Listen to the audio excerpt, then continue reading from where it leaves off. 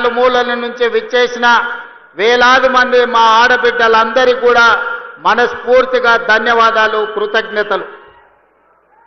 మిత్రులారా, ఆనాడు శాసనసభ ఎన్నికల సందర్భంగా వివిధ ప్రాంతాలలో పర్యటన చేస్తూ దాదాపుగా 6 గంటలు ఆలస్యంగా వచ్చిన తుంగతుర్తి ఆనాడు బహిరంగ సభలో లైట్లు లేకపోయినా చీకట్లు ముసురుకున్నా మీరే మీ సెల్ ఫోన్లతో లైట్లు పెట్టి ఆనాడు పెద్ద ఎత్తున వేలాది మంది కాంగ్రెస్ పార్టీ కార్యకర్తలు తరలి వచ్చి తప్పకుండా తుంగతుర్తి శాసనసభ నియోజకవర్గ గడ్డ మీద కాంగ్రెస్ జెండా ఎగరేస్తామని అండగా నిలబడి ఆనాటి తర్వాత మళ్ళీ ఈనాడు కూడా అదే ఉత్సాహంతో ఊపుతో మీరందరూ కూడా నన్ను కలవడానికి అభినందించడానికి విచ్చేసినందుకు మీకు అందరికీ మనస్ఫూర్తిగా ధన్యవాదాలు. మిత్రులారా, ఈ తుంగతుర్తి గడ్డకు ఒక గొప్ప చరిత్ర ఉన్నది.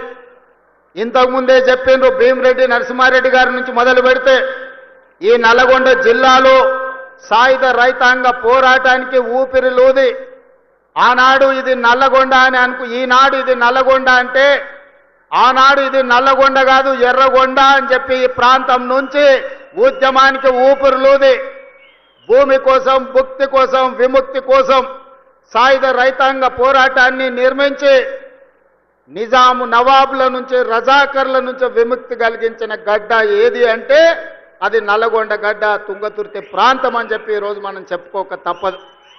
ఈ నల్లగొండ ప్రాంతానికి మొట్టమొదటి పార్లమెంట్ ఎన్నికలు జరిగినప్పుడు ఆనాటి ప్రధానమంత్రి పండిట్ జవహర్లాల్ నెహ్రూ కంటే కూడా రావి నారాయణ రెడ్డి గారికి అత్యధిక మెజారిటీ ఇచ్చి ఈ ప్రాంత సాయుధ రైతాంగ పోరాట పౌరుషాన్ని దేశానికి చాటి చెప్పిన ప్రాంతం. ఈ ప్రాంతంలో ఒక ధర్మభిక్షం కావచ్చు, ఒక దొడ్డి కొమరయ్య కావచ్చు, ఆరుట్ల కమలాదేవి కావచ్చు, మల్లు స్వరాజ్యం కావచ్చు, సాయుధ రైతాంగ పోరాటంలో నిలబడి పేదల కోసం అసూల బాసిన వాళ్ళు ఎంతోమంది నల్గొండ జిల్లా నుంచి ఉన్నారు. ఈ నల్గొండ జిల్లా చరిత్రనే తెలంగాణ చరిత్ర అంటే అతిశయోక్తి కాదు. ఈనాడు తెలంగాణ చరిత్ర ఎవరు లిఖించినా, చరిత్రకారులు ఎవరు ప్రస్తావించినా నల్గొండ గడ్డ గురించి ప్రస్తావించకుండా ఉండలేరు. అలాంటి గడ్డ మీద నుంచి ఈనాడు పేదలకు అందించే రేషన్ కార్డుల కార్యక్రమాన్ని ఏర్పాటు చేసుకోవడం అంటే తెలంగాణ నలుమూలల పేదలకు 4 కోట్ల మంది ప్రజలకు ఈ రోజు కడుపు నిండా సన్న బియ్యం వండి అన్నం పెట్టే రోజులు వచ్చినాయి. అందుకే వేలాది మంది మా అక్కలు, మా ఆడబిడ్డలు ఇక్కడికి వచ్చి ఆశీర్వదించడానికి వచ్చిండ్రు. వాళ్ళందరినీ నేను మనస్ఫూర్తిగా అభినందిస్తున్నా. మిత్రులారా, ఈ నల్గొండ జిల్లాలో కాంగ్రెస్ పార్టీకి ఉన్న అనుబంధం ఈ నల్గొండ ప్రాంతాన్ని సస్యశ్యామలం చేయాలని ఆనాటి మొట్టమొదటి ప్రధానమంత్రి పండిట్ జవహర్లాల్ నెహ్రూ గారు నాగార్జున సాగర్ని నిర్మించి నల్గొండ జిల్లాకు నీళ్లు ఇవ్వాలని నాగార్జున సాగరే కాదు, శ్రీశైలం కావచ్చు, ఎస్ఆర్ఎస్పి కావచ్చు, ఆనాడు పండిట్ జవహర్లాల్ నెహ్రూ గారు కట్టిన ప్రాజెక్టులే ఇవాళ తెలంగాణ ప్రాంత రైతాంగాన్ని వీళ్లు తడుపుతున్నాయి. అదే కాదు, ఈ నల్గొండ జిల్లాలో ఈ ప్రాంతంలో పారుతున్న మూసీ నది ఆనాడు కాంగ్రెస్ పార్టీ నిర్మించింది. కాంగ్రెస్ పార్టీ నల్గొండ జిల్లాకు నీళ్లు ఇచ్చింది. ఇవాళ నేను అడుగుతున్న మిత్రులారా, ఇవాళ ఒక ఆయన ఎట్లొస్తాడో ముఖ్యమంత్రి అడ్డుకుంటా ఆయన గోదావరి నీళ్లు తేలేదు అని అన్నాడట. నేను ఆయనకు చెప్పదలుచుకుని పక్కనే కూతవేటు దూరం ఉంది, ఈ పక్కనే ఉన్నాడు. ఆయన ఉన్నది 3 అడుగులు, ఆయన 6 అడుగులు ఎత్తే కూర్చున్నాడంట ముఖ్యమంత్రిని అడ్డుకుంటా అని. 3 అడుగులు ఆయనకు నేను ఒక మాట చెప్పదలుచుకున్నా. 3 రోజులు అవకాశం ఇస్తే గోదావరి జలాలు తుంగతుర్తి నియోజకవర్గానికి తెస్తా అని ఆయన పేపర్ల ప్రకటన చూసిన. 3 రోజులు కాదు, 10 ఏళ్ళు మీకు అవకాశం ఇచ్చిండు. ఎందుకు దేవాదుల నుంచి తుంగతుర్తికి నీళ్లు తీసుకురావలేదు, గోదావరి జలాలతోని ఈ ప్రాంత భూములను ఎందుకు తడపలేదు అని నేను అడుగుతున్నా. అందుకే ఆయనకు చెప్పదలుచుకున్నా, అయ్యా గ్లాసులో సోడా పోసినట్టు కాదు గోదావరి జలాలు తుంగతుర్తికి తేవడం అంటే. నీకు తెలిసిన విద్య ఒక్కటే, దొరగారి ముందల చేతులు కట్టుకొని గ్లాసులో సోడా పోయడమే, కానీ నీకు తెలిసిన విద్య అంతకంటే లేదు. నీ ఊరు మండలం చేసుకున్నావు, మండల ఆఫీస్ అన్న తెచ్చుకున్నావా, ఎంఆర్ఓ ఆఫీస్ అన్న తెచ్చుకున్నావా, పోలీస్ స్టేషన్ అన్న తెచ్చుకున్నావా, 10 ఏళ్ళు మంత్రిగా ఉండి నీ నాయకుడు ముఖ్యమంత్రిగా ఉంటే నీ సొంత మండలానికి ఒక ఎంఆర్ఓ ఆఫీస్, ఎంపీడీఓ ఆఫీస్, ఒక పోలీస్ స్టేషన్ తెచ్చుకోలేని సన్నాసివి ఇవాళ మా మందుల సామెలు తీసుకొస్తే సిగ్గుతో తల వంచుకోవాల్సింది పోయి ముఖ్యమంత్రిని ప్రభుత్వ కార్యక్రమాన్ని అడ్డుకుంటానని ఆయన ప్రగల్భాలు పలుకుతుండు. ఏది ఒక్కసారి అడ్డుకొని చూడు. మా తుంగతుర్తి నియోజకవర్గంలో కాంగ్రెస్ పార్టీ కార్యకర్తలు చూసుకుంటారు. గా పక్కనే రామరెడ్డి దామోదర్ రెడ్డి గారు ఉన్నారు ఊరికాడ. మేమందరం ఈ వేదిక మీద ఉన్న వాళ్ళు ఎవరు అక్కర్లేరు. మా దామన్న ఒక్కడు జాడు ఈ నియోజకవర్గంలో కూర్చుంటే అడ్డుకునేటోళ్ళు ఎవరో, అడ్డం పడేటోళ్ళు ఎవరో, వాళ్ళ కథ ఏందో, వాళ్ళ కమామిస్ ఏందో దామన్ననే తేల్చగలడు. ఇవన్నీ నేను మాట్లాడగలను. కానీ ఇది అధికార కార్యక్రమం కాబట్టి ఎక్కువ తక్కువ నేను ఇంకా చెప్పదలుచుకోలేదు. విషయం నీకు అర్థమైతే అర్థమైనట్టే అని నేను ఈ వేదిక మీద నుంచి వారికి సూచన చేస్తున్నా. అందుకే మిత్రులారా, ఇవాళ తెలంగాణ రాష్ట్రంలో మీరు ఆలోచన చేయండి. 10 సంవత్సరాలు పరిపాలన చేసిండ్రు. ఏనాడైనా పేదవాడికి రేషన్ కార్డు ఇవ్వాలన్న ఆలోచన వచ్చిందా? పేదవాడికి సన్న బియ్యంతో బుక్కెడు బువ్వ పెట్టాలన్న ఆలోచన ఎప్పుడైనా చేసిండ్రా? ఇవాళ 10 ఏళ్లలో మీరు ఇవ్వని రేషన్ కార్డు, లక్షల కొద్ది రేషన్ కార్డులు మేము ఇస్తున్నాం. కోట్ల మందికి 3,10,00,000 మందికి ఇవాళ సన్న బియ్యం ఇస్తే రేషన్ షాపుల దగ్గర పెద్ద పెద్ద బార్లు తీరిన లైన్లు ఉంటే ఇవాళ ఆయన అంటున్నాడు రేషన్ షాపుల కాడ బార్లు తీరినరని. మీరు గ్రామాలలో రేషన్ షాపులు ఎన్నడూ తెరవలే, బెల్ట్ షాపులు మీరు తెరిచిండ్రు. 10 ఏళ్ల తర్వాత రేషన్ షాపులు తెరిచి సన్న బియ్యం ఇస్తుంటే ప్రతి పేదవాడు పెద్దవాడు రేషన్ షాపులో సన్న బియ్యం తీసుకోవాలని లైన్లో నిలబడి ఇవాళ లక్షలాది మంది, కోట్లాది మంది సన్న బియ్యం తీసుకొని బుక్కెడు బువ్వ తింటుంటే మీ కళ్ళల్లో నిప్పులు పోసుకుంటున్నారు. ఇది మీకు భావ్యమా అని నేను అడుగుతున్న వాళ్ళని. అందుకే ఇవాళ మిత్రులారా, రేషన్ కార్డులు ఇవ్వాలన్న ఇందిరమ్మ రాజ్యంలోనే, సన్న బియ్యం పెట్టాలన్న ఇందిరమ్మ రాజ్యంలోనే మీరు పండించిన వడ్లకు కనీస మద్దతు ధర ఇవ్వడమే కాదు, 500 రూపాయల బోనస్ ఇవ్వాలన్న ఇందిరమ్మ రాజ్యంలోనే సాధ్యం. మీరు బ్యాంకుల్లో తెచ్చుకున్న అప్పులు 2 లక్షల రూపాయల రుణమాఫీ, 25,55,968 మందికి 21,000 కోట్ల రూపాయలు 15 ఆగస్టు నాడు మీకు రుణ విముక్తులను చేసి ఏ విధంగా దేశ స్వతంత్రం పేదలకు వచ్చిందో, రుణ విముక్తి నుంచి బ్యాంకుల నుంచి స్వతంత్రం ఇప్పించి పేదలకు 21,000 కోట్ల రూపాయల రైతు రుణమాఫీ చేసిన ప్రభుత్వం ఇందిరమ్మ రాజ్యం అని నేను ఈ సందర్భంగా చెప్తున్నా. ఇదే కాదు, రైతు భరోసా ఇస్తలేరు. రైతు భరోసా రేవంత్ రెడ్డి ఎగ్గొడతాడు. రైతులను మోసం చేసిందని ఊరూరా వాళ్ళు ఒగల ఏడుపులు ఏడ్చిండ్రు. ఇంటింటికి పోయిరు, కడుపులో తలకాయ పెట్టిర్రు. కడుపులోనేమో సంతోషంగా ఉంది, ఎగ్గొడితే బాగుండు మా పండుగ బండు అని. కానీ ఆనాడు తుమ్మల నాగేశ్వరరావు గారిని, బట్టు విక్రమార్క గారిని, మంత్రివర్గ సభ్యులందరినీ పిలిచి పేదలకు రైతు భరోసా చెయ్యాలి, 9 రోజుల్లో 9,000 కోట్లు, 1,49,00,000 మంది రైతులకు, ఈ రోజు మన 1,49,00,000 ఎకరాలకు 70 లక్షల మంది రైతులకు 9,000 కోట్లు రైతు భరోసా ఖాతాలో 9 రోజుల్లో వేసి రైతుల కళ్ళల్లో సంతోషం చూసినాం. వ్యవసాయం దండుగ కాదు, వ్యవసాయం పండుగ అని గిట్టుబాటు ధరతో పాటు బోనస్ ఇచ్చినాం. రైతు రుణమాఫీతో పాటు రైతు భరోసా కార్యక్రమాలను అమలు చేసినాం. మీరు పండించండి, మీరు పండించిన చివరి గింజ వరకు కొనుగోలు చేస్తాం, 500 రూపాయల బోనస్ ఇస్తామని చెబితే 1 సంవత్సరం తిరిగే లోపలనే 2,85,00,000 మెట్రిక్ టన్నుల వడ్లు పండించి భారతదేశంలోనే తెలంగాణ రాష్ట్రం నెంబర్ 1గా నిలబడి ఈరోజు దేశమే తలెత్తుకునే విధంగా వరి ధాన్యాన్ని ఉత్పత్తి చేసిన రాష్ట్రం తెలంగాణ ఉన్నది అని అంటే ఈరోజు మన రైతుల యొక్క కృషి, కాంగ్రెస్ ప్రభుత్వం యొక్క ప్రయత్నం అని చెప్పి నేను ఈరోజు చెప్పదలుచుకున్న మిత్రులారా. అందుకే మిత్రులారా, ఈరోజు రైతులు సంతోషంగా ఉన్నప్పుడే, రైతును రాజును చేసినప్పుడే ఇందిరమ్మ ఆత్మ శాంతిస్తుంది. సోనియమ్మ ఇచ్చిన తెలంగాణ ఒక పండుగ జరుపుకుంటుంది. దానికోసమే మిత్రులారా, రైతులకు సంబంధించిన రైతు భరోసా కావచ్చు, రైతు రుణమాఫీ కావచ్చు, కనీస మద్దతు ధర కావచ్చు, సన్న బియ్యం కావచ్చు, రేషన్ కార్డు కావచ్చు. ఇవాళ ఆనాడు కొత్త కోడలు వస్తే రేషన్ కార్డులో పేరు ఉండేది కాదు. పక్క ఊరికి పోతే పేరు వచ్చేది కాదు. ఇవాళ అందుకే ఉత్తమ్ కుమార్ రెడ్డి గారు మేమందరం ఆలోచన చేసి దాదాపుగా 26 లక్షల మందికి ఇవాళ రేషన్ కార్డుల పేర్లు మార్చుకునే అవకాశం ఇచ్చినాం. 5,61,000 కార్డులతోని 17 లక్షల మందికి కొత్త రేషన్ కార్డులు ఇచ్చి 40 లక్షల పైగా ఈరోజు తెలంగాణ బిడ్డలకు సన్న బియ్యం అందిస్తున్నాం. 3,10,00,000 మంది దాదాపుగా ఇవాళ సన్న బియ్యం తింటున్నారు అని అంటే కాంగ్రెస్ పార్టీ ఇందిరమ్మ రాజ్యంలో మనం తీసుకున్న నిర్ణయాలు. ఇవాళ ఇదే కాదు, రైతులే కాదు, మా ఆడబిడ్డలు మా అక్కలు ఆలోచన చేయాలి. ఆనాడు 10 ఏళ్లలో ఎట్లుండే పరిస్థితి, ఎన్నడన్నా మీరు ఎట్లున్నారని ఎవరన్నా అడిగినరా అక్క? ఓట్లు వచ్చినాడు మీ ఓట్ల కోసమే వచ్చిండ్రు తప్ప మళ్ళీ ఎన్నడన్నా మీరు ఎక్కడున్నారు ఎట్లున్నారని ఎవరన్నా అడిగినరా? కానీ ఇందిరమ్మ రాజ్యంలో స్వయం సహాయక సంఘాలు 67 లక్షల మంది ఆడబిడ్డల్ని తలుపు తట్టి అక్క బాగున్నారా, పండుగ పూట మీకు ప్రతి ఆడబిడ్డకు 2 చీరలు ఇవ్వాలని ఈనాడు ప్రతి స్వయం సహాయక సంఘంలో ఉన్న ఆడబిడ్డలకు ప్రతి వాళ్లకు 2 చీరలు ఇవ్వాలని, అదే విధంగా 0 వడ్డీతోని 21,000 కోట్ల రూపాయలు ఇవాళ మీకు బ్యాంకుల్లో అప్పులు ఇప్పించి ఇవాళ ఆర్థికంగా నిలబెట్టిన రుణాలు ఇప్పించడమే కాదు, ఇవాళ ఆర్టీసీ బస్సుల్లో మీకు ఉచిత ప్రయాణం ఏర్పాటు చేస్తే ఒకనాడు అమ్మగారి ఇంటికి వెళ్ళాలన్నా అమ్మవారిని దర్శించుకోవాలన్నా ఇంటి ఆయన దగ్గర చేయి ఆపే పరిస్థితి.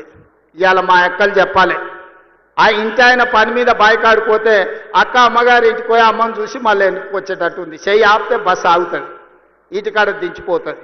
ఎవరైనా ఈడున్న మా అక్కల్ని అడుగుతున్నా, అక్క ఎవరైనా ₹1 అడుగుతురా మిమ్మల్ని బస్సులలో?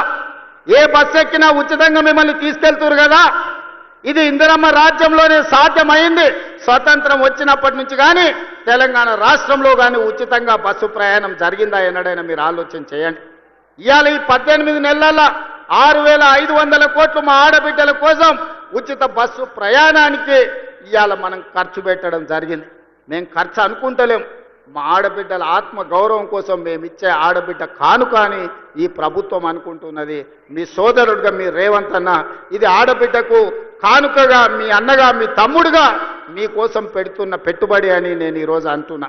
అదేవిధంగా ఇవాళ ఉచితంగా ఆర్టీసీ బస్సులో ప్రయాణం చేయడమే కాదు, ఈ ఆర్టీసీ బస్సులకే యజమానులను చెయ్యాలని ఆడబిడ్డలకు 600 బస్సులు కొనిచ్చి ఆర్టీసీకి కిరాయికి పెట్టి ఇవాళ 600 బస్సులు 1000 బస్సుల వరకు పెంచాలి. ఆడబిడ్డలకు 1000 బస్సులు కొనిచ్చి వాళ్ళ బస్సులే ఆర్టీసీకి కిరాయికి నడిపేటట్టు చేసి ఆర్టీసీ బస్సుల యజమానులను ఇవాళ కాంగ్రెస్ పార్టీ ఆడబిడ్డలకు చేసింది.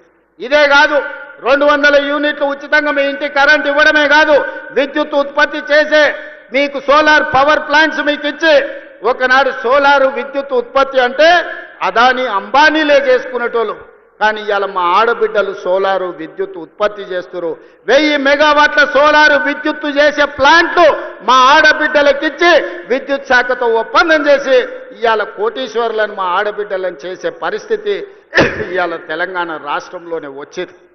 అదే కాదు, ఆనాడు పెట్రోల్ బంకులు అంటే అంబానీలు నడుపుకునే రిలయన్స్ పెట్రోల్ బంకులని, కానీ ఇవాళ స్వయం సహాయక సంఘాలకు జిల్లా కేంద్రాలలో ఎక్కడెక్కడ ప్రభుత్వ స్థలాలు ఉంటే స్వయం సహాయక సంఘాలకు మీకు స్థలాలు ఇచ్చి పెట్రోల్ బంకులు నడిపించి రిలయన్స్ అంబానీలతో పోటీ పడే విధంగా ఇవాళ పెట్రోల్ బంకులు నడిపించే బాధ్యత మా ఆడబిడ్డలకు మా అక్కలకు ఇచ్చినాం. ఇవాళ పాఠశాలలు గ్రామాలలో ఉండే బడులు అమ్మ ఆదర్శ పాఠశాల పేరు మీద పాఠశాలల నిర్వహణ ఇవాళ మీకే ఇచ్చినాం. పాఠశాలకు హాస్టళ్లకు కూరగాయలు కొనుగోలు చేసే కాంట్రాక్టు మీకే ఇచ్చినాం. ఇవాళ పిల్లలకు బట్టలు కుట్టే బిజినెస్ ఇవాళ మీ చేతుల్లో పెట్టినాం. తల్లి చేతుల్లో పెడితే బిడ్డకి ఎట్లాంటి బట్టలు కుట్టాలనో సమయానికి ఎట్లా ఇవ్వాలనో అక్కలు చెల్లెళ్ళు ఇవాళ ఇస్తారు అని చెప్పి అది కూడా మీ చేతుల్నే పెట్టినాం. ఇవాళ పిల్లల అటెండెన్స్ పంతుళ్ళు తీసుకుంటే పంతుళ్ళ అటెండెన్స్ మా అక్కలు తీసుకునేటట్టు గ్రామాలలో తండాలలో గూడాలలో మారుమూల పల్లెల్లో ప్రభుత్వ పాఠశాలల్లో మంచి చదువు చెప్పించాలి.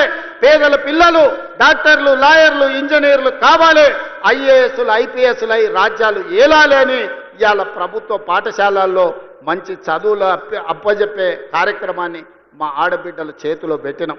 ఇవాళ మీ చదువుకున్న పిల్లలు ముఖ్యంగా నల్గొండ జిల్లా ఉస్మానియా యూనివర్సిటీ కేంద్రంగా ఏ ఎస్ఐ మా మహబూబ్ నగర్ జిల్లాలో ఎవరిని గదులు ఇచ్చినా ఏం పేరయ్యా ఏ ఊరయ్యా అంటే ఎవరైనా నల్గొండ జిల్లా అని చెప్తారు. ఇవాళ ఎస్ఐలు కానిస్టేబుల్ ఇవాళ డిఎస్పీలు అంటే నల్గొండ జిల్లా కేంద్రం.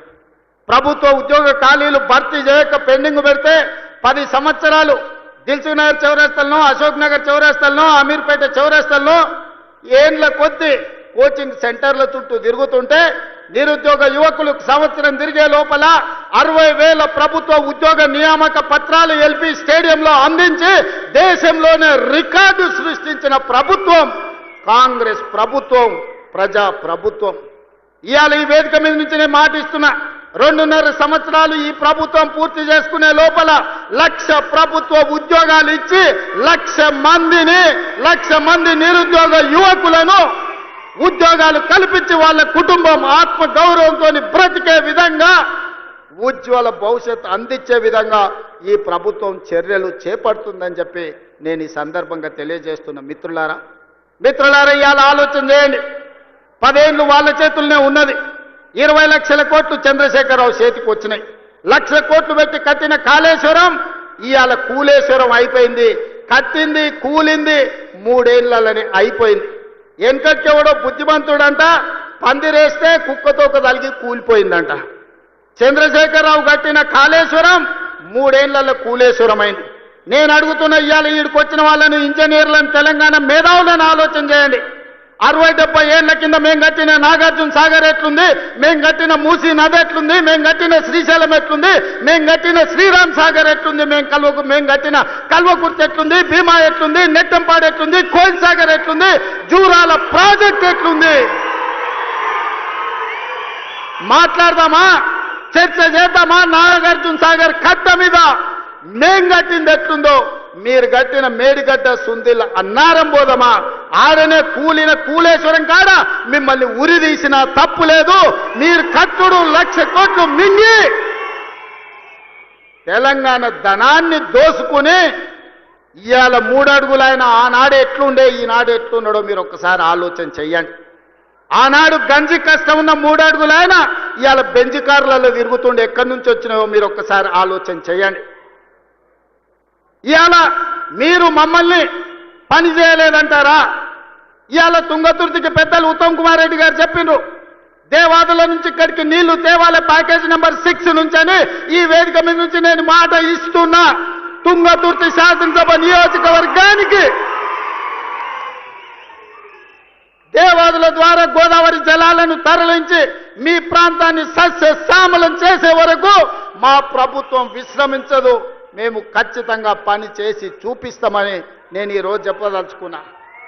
ధర్మారెడ్డి కాలువ కావచ్చు, పిలాయపల్లి కాలువ కావచ్చు, బునియాది కాలువ కావచ్చు, ఎస్ఎల్బిసి టన్నెల్ కావచ్చు, ఆనాడు మేము మొదలు పెడితే నువ్వు పూర్తి చేయలేకపోయినావు. ఏట్లో రాయి తీయ కూట్లో రాయి తీయలేనోడంట ఏట్లో మునిగి పెద్ద బండరాయి తీస్తాడంట. ఈ మునగాడంట గోదావరి జలాలు తుంగతుర్తికి తెస్తాడంట. 10 ఏళ్ళు మన గడ్డి వీకినావా? ఫామ్ హౌస్ల దొర దగ్గర గాడిద పని చేసినావా అని నేను అడుగుతున్నా. 10 ఏళ్ళలో ఒక్కరోజన్న ఆలోచన చేసినవా?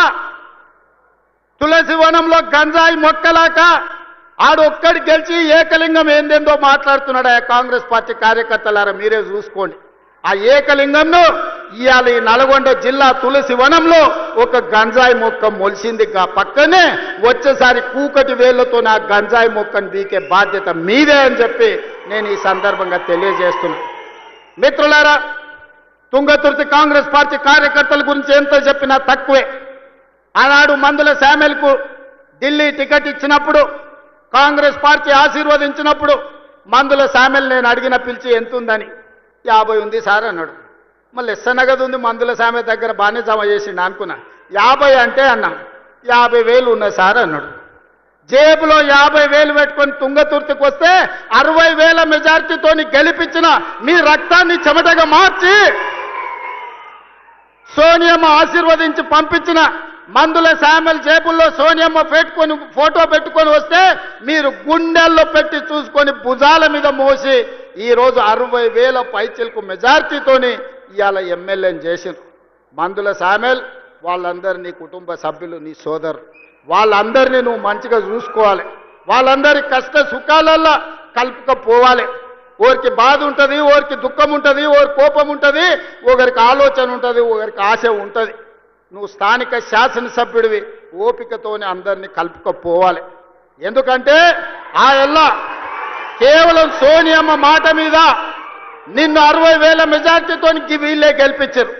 వీళ్ళే భుజాల మీద మోసిన రాయల్లో సోనియమ్మని నమ్ముకొని ఇవాళ వాళ్ళని కడుపులో పెట్టి చూసుకోవాల్సిన పెద్దన్న బాధ్యత నీదే. ఏదన్నా సమస్యలు ఉంటే ఆ పక్కల ఉత్తమాన్ని ఉన్నాడు, లేకపోతే మీ ఎంపీ సాపు చామల కిరణ్ ఉన్నాడు, కాదు కూడదంటే అడ్లూరు లక్ష్మణ్ ఉన్నాడు, అక్కడ కూడా కాకపోతే పైన నేనున్నా. మీరెవ్వరూ ఆధైర్యపడకండి. స్థానిక సంస్థలలో సర్పంచ్ కావచ్చు, ఎంపీటీసీ కావచ్చు, జడ్పీటీసీ కావచ్చు, జిల్లా పరిషత్ కావచ్చు, ఏ ఎన్నికలైనా మిమ్మల్ని గెలిపించే బాధ్యత, మిమ్మల్ని ప్రజాప్రతినిధులను చేసే బాధ్యత పార్టీ తీసుకుంటుంది, ప్రభుత్వం తీసుకుంటుంది.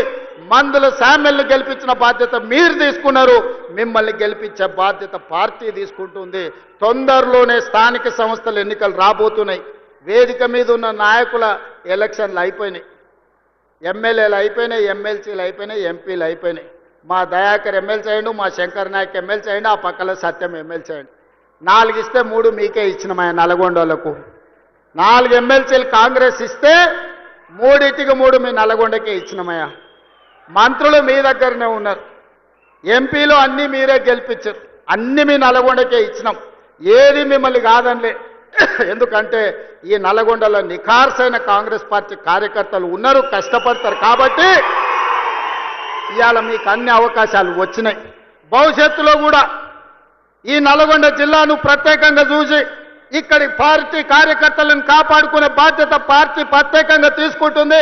మా మిత్రులు మహేష్ గౌడ్ గారికి అధ్యక్షునికి నేను సూచన చేస్తున్నా, నల్గొండలకు ప్రత్యేకంగా సమయం ఇచ్చి వాళ్ళతోని కూర్చొని మాట్లాడి వాళ్ళ సమస్యలు ఏమున్నాయో తీర్చు.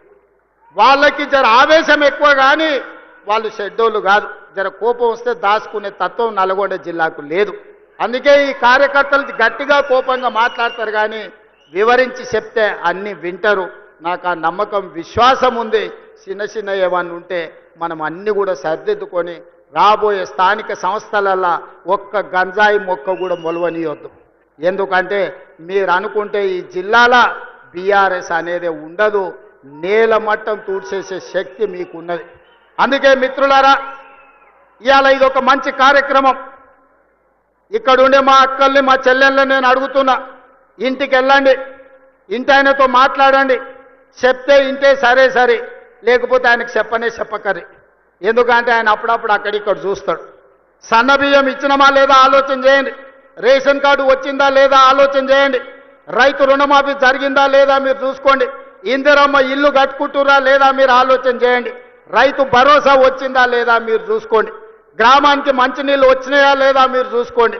మీ అన్న, మీ సోదరుడు, మీ తమ్ముడు, మీ రేవంత్ అన్న ఎప్పుడు వచ్చినా మిమ్మల్ని కలుస్తున్నాడా లేదా చూడండి. ఆ ఏళ్ళ ముఖ్యమంత్రి ఎట్లుండే, ఇవాళ మీ అన్ననో మీ తమ్ముడో ఎట్లున్నాడో ఒక్కసారి ఆలోచన చెయ్యండి. అందుకే ఇవాళ ఎవరు ఎట్లున్నా 10 ఏళ్ళు మనం ఉంటాం. నేను ఈ వేదిక మీద నుంచి ఒక్క మాట స్పష్టంగా చెప్పదలుచుకున్నా, ఆశపడుతున్న వాళ్ళకు ఒంటె పెదాలంట ఊగులాడుకుంటూ ఉంటాయి, కింద నక్క కూర్చొని ఎదురు చూస్తుందంట ఒంటె పదాలు రాళ్ళు పడితే ఎత్తుకొని ఉరుకుదామని. ఇవాళ బీఆర్ఎస్ వాళ్ళు కూడా గట్లనే ఇంకొస్తుంది మాకు అధికారం అని వాళ్ళు ఆలోచన చేస్తారు. 94 నుంచి 2004 2 సార్లు టీడీపీ అధికారంలో ఉంది. 2004 నుంచి 2014 వరకు 2 సార్లు కాంగ్రెస్ పార్టీ వైఎస్ రాజశేఖర రెడ్డి నాయకత్వంలో అధికారంలో ఉంది. 2014 నుంచి 2024 వరకు చంద్రశేఖరరావు అధికారంలో ఉన్నాడు. 2024 నుంచి 2034 వరకు కాంగ్రెస్ పార్టీ కార్యకర్తల అధికారంలో ఉంటారు. 10 ఏళ్ళు తెలంగాణ గడ్డ మీద కాంగ్రెస్ జెండా రెపరెపలాడుతూనే ఉంటుంది. 2035కు తెలంగాణ ఆదాయాన్ని $1 ట్రిలియన్ ఎకానమీగా మార్చి ప్రపంచంతోనే పోటీ పడే విధంగా తెలంగాణ రాష్ట్రాన్ని తీర్చిదిద్దుతాం. శాతనైతే మామొస్తాడో, అల్లుడొస్తాడో, బామార్దొస్తాడో, బిడ్డొస్తాడో, మొత్తం కట్టగట్టుకొని జాతంత వస్తుందో రాపో బిడ్డ మా కాంగ్రెస్ పార్టీ కార్యకర్తలు చూసుకుంటారు. మీరందరూ ఒక పక్కన నిలబడండి, మా కాంగ్రెస్ పార్టీ కార్యకర్తలు ఇంకొక పక్కన నిలబడతారు. 10 ఏళ్ళు ఎవడు వచ్చినా, ఎవడు ఏడ్చినా, ఎవడన్నా పోయి బాయిలో దుంకి సచ్చినా ఇందిరమ్మ రాజ్యమే ఉంటుంది, రైతు రాజ్యం ఉంటుంది. వ్యవసాయం దండుగ కాదు, వ్యవసాయాన్ని పండుగ చేసి ప్రతి కాంగ్రెస్ పార్టీ కార్యకర్తను వాళ్ళ జీవితాన్ని ప్రజలకు అంకితం చేసే విధంగా మన పరిపాలన ఉంటుంది. తెలంగాణ మోడల్ ఇవాళ ఎస్సీ ఉపకులాల వర్గీకరణ భారతదేశంలోనే అమలు చేసిన ఏకైక రాష్ట్రం తెలంగాణ రాష్ట్రం. అదేవిధంగా 1931లో బ్రిటిష్ వాళ్ళు కులగణన చేస్తే 100 ఏండ్ల తర్వాత భారతదేశంలో మొట్టమొదటి రాష్ట్రం తెలంగాణ రాష్ట్రం జనగణనలో కుల గణన చేసి దేశానికి ఆదర్శంగా నిలబడి నరేంద్ర మోడీ మెడలు వంచి దేశంలోనే కులగణన చేసే విధంగా ఇవాళ పరిపాలన అందిస్తున్న రాష్ట్రం తెలంగాణ రాష్ట్రం. ఇదే కాదు, రేపు జరగబోయే స్థానిక సంస్థలల్లా 42% బలహీన వర్గాలకు రిజర్వేషన్లు ఇస్తామని మా నాయకుడు రాహుల్ గాంధీ చెప్పిండు. అక్కడి సూర్యుడు ఇక్కడ ఉదయించిన 42% స్థానిక సంస్థలల్లా వార్డు మెంబర్లు, సర్పంచులు, ఎంపీటీసీలు, జడ్పీటీసీలు, జిల్లా పరిషత్తులు, మున్సిపాలిటీలలో 42% రిజర్వేషన్లు అమలు చేసే విధంగా మన పరిపాలన కొనసాగుతుంది. పాలితులుగా ఉన్న వాళ్ళను పాలకులుగా చేసే వాళ్ళను ఇవాళ మనము చేస్తాము. ఆనాడు దండం దొర అన్నోళ్ళనే ఇవాళ రాజ్యం నడిపే విధంగా వాళ్ళ చేతిలో అధికారాన్ని, రాజ్యాధికారాన్ని పెట్టడానికి ఇవాళ మన ప్రభుత్వం, మన పార్టీ ప్రయత్నం చేస్తుంది. ఈ ప్రయాణం 10 సంవత్సరాలు ఆగకుండా సాగాల్సిందే. మీ ఆశీర్వాదం ఉండాల్సిందే.